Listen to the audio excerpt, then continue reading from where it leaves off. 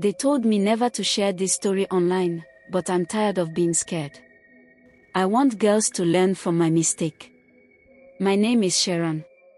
And if you've ever lived in Lagos during dirty December, you already know how the whole city feels like a movie: lights everywhere, music everywhere, girls slaying, boys bawling, tension hiding behind every plate of pepper soup and every chilled bottle of Ozul.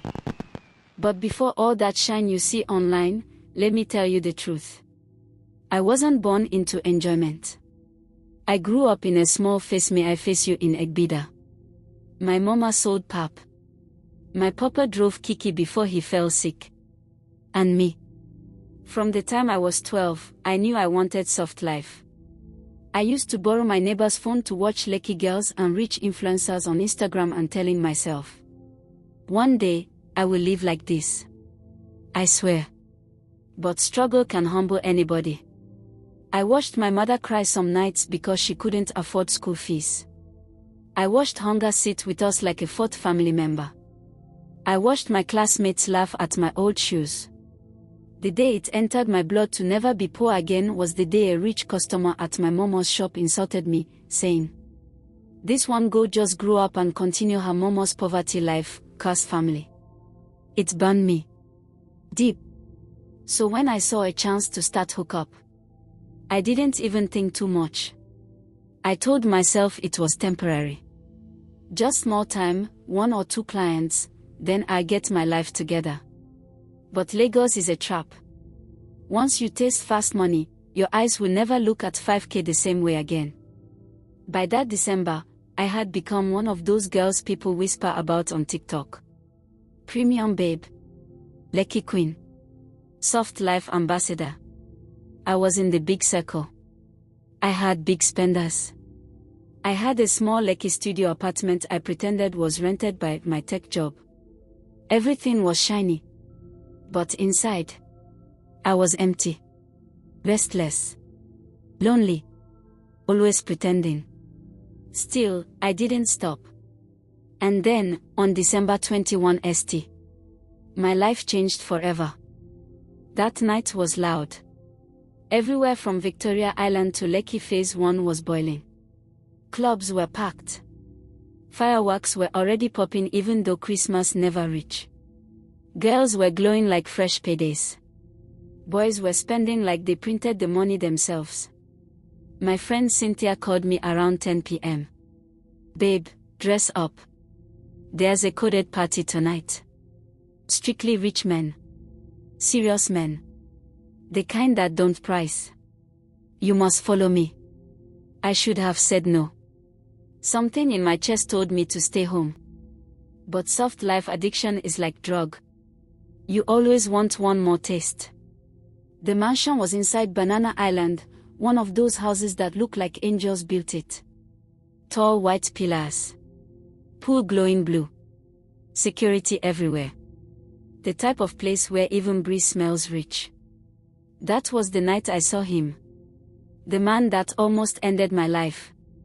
He stood in a corner, watching everything quietly. Tall. Dark. Clean. Dressed in pure white kaftan that looked like Christmas angels ironed it.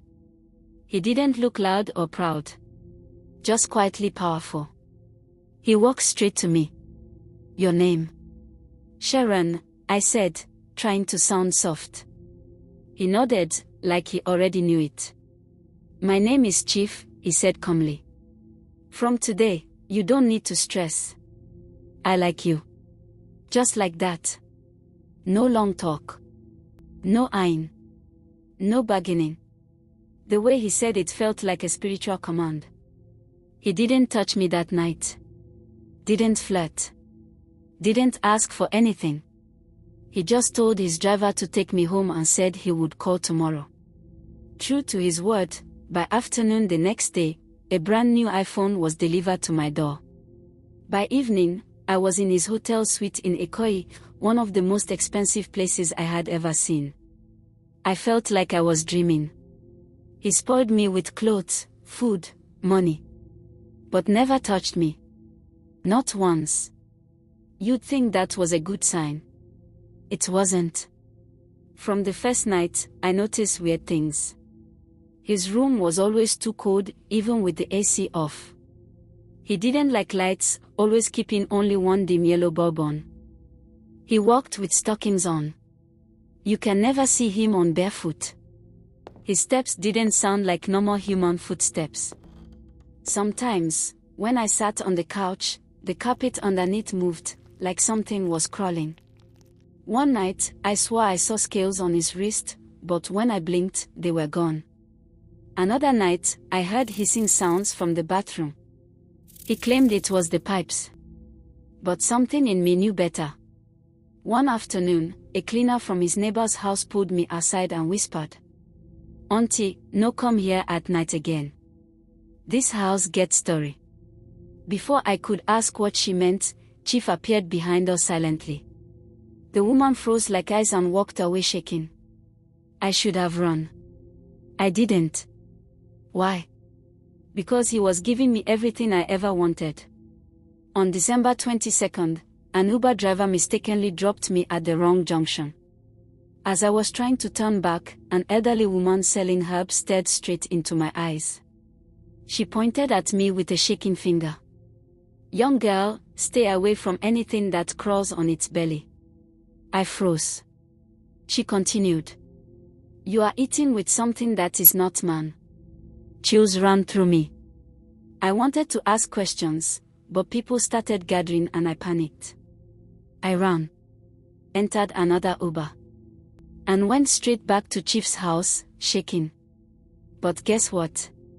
That day, he handed me a designer bag and 5 million naira cash for your expenses this week. He said, all my fear disappeared.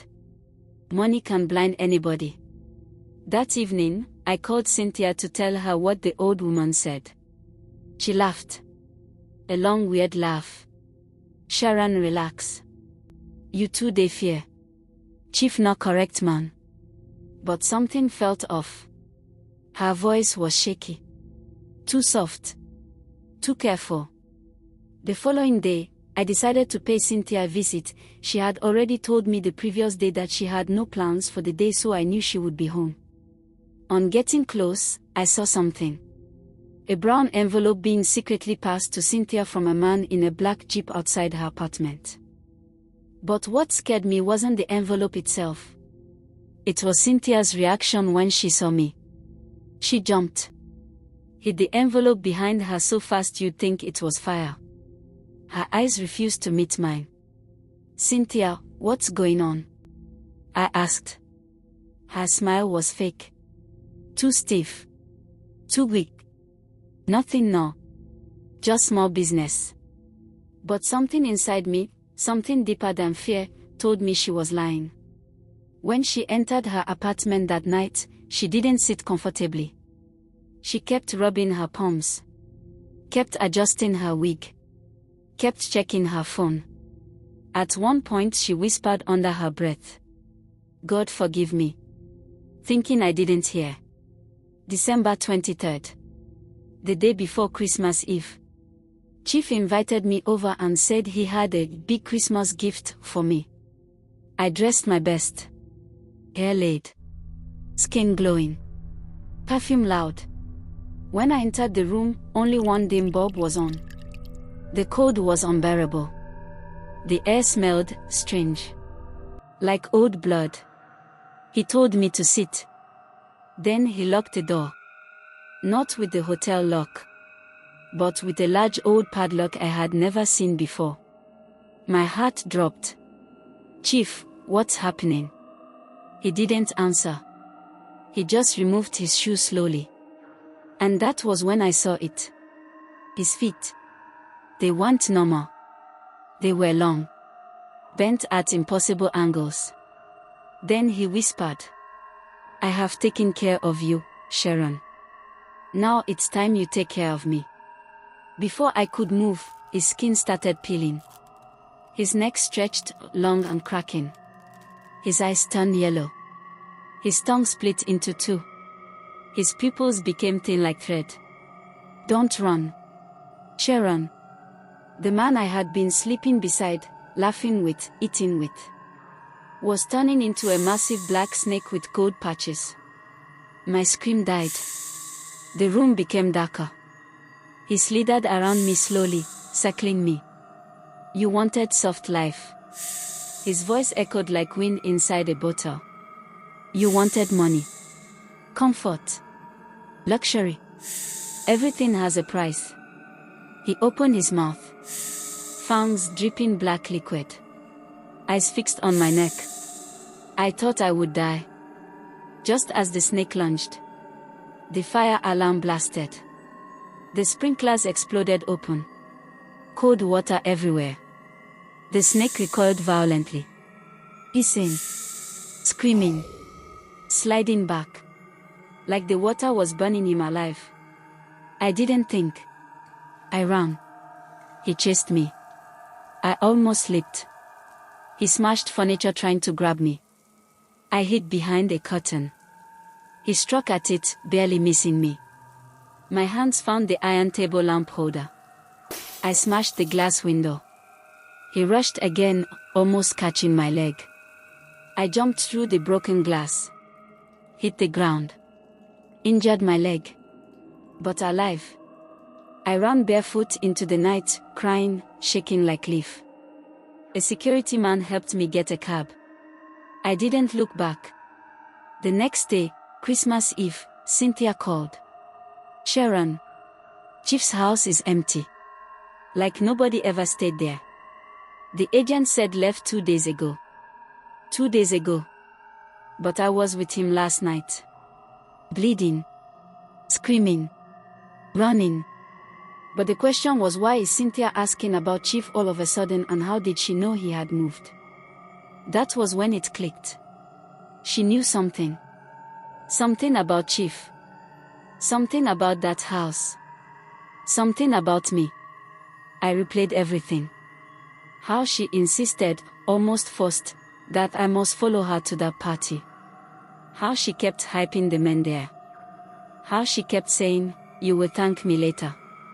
How she didn't even enter inside the mansion with me, she stayed outside for almost an hour, talking to someone on the phone.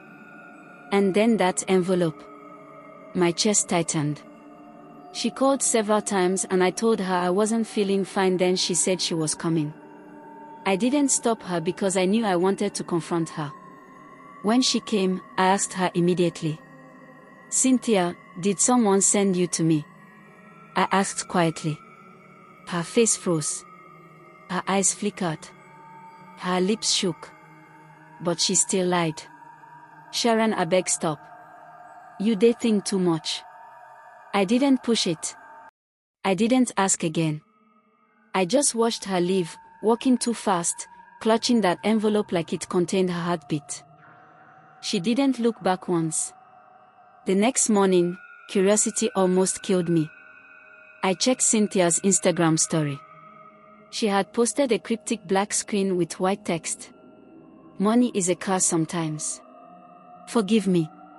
Then she deleted it in less than 2 minutes. That was when I knew for sure. Cynthia wasn't just my friend. She was a recruiter. And I wasn't her lucky friend she brought to a coded party. I was a target. A sacrifice. Picked carefully. Prepared silently. Delivered directly. And the brown envelope. Payment. Payment for me. Payment for bringing me to Chief. Payment for pretending she cared. Payment for smiling at me while she led me to something that wasn't human. Payment for every lie she told that pushed me one step closer to death. My hands shook as I remembered the way she laughed when I told her the old woman's warning. That laugh wasn't disbelief. It was guilt. Fear. Shame. And the knowledge that she had already sold me. Sold me to something that crawls. Sold me to something ancient. Sold me to something hungry. And still, even after everything, I didn't want to believe it. I didn't want to believe my own friend would trade my life for an envelope full of money. I blocked Cynthia. Packed my bags. Went back to Egbida. For weeks, I had nightmares. Hissing behind me. Cold air touching my neck. Scales appearing in my dreams. I deleted Instagram. Stopped hookup. Started helping my mother at the shop. I thought I was finally safe. Until January 5th, 6:14 p.m. My phone buzzed. Unknown number, the text says. Did you miss me? Moral of the story. Dirty December enjoyment can sweet.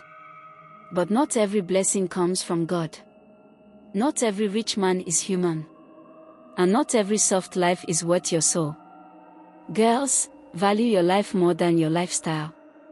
If you chase money blindly, you might end up in the hands of something that doesn't see you as human, only as sacrifice. Thanks for watching. Now tell me, do you think hookup is a justifiable option out of poverty? Will you take such risks all to make quick money? Tell me in the comments, I would love to hear your opinions. Don't forget to subscribe if you haven't so you don't miss any of our epic tales with moral lessons. And to all our returning subscribers, thank you from the bottom of our hearts.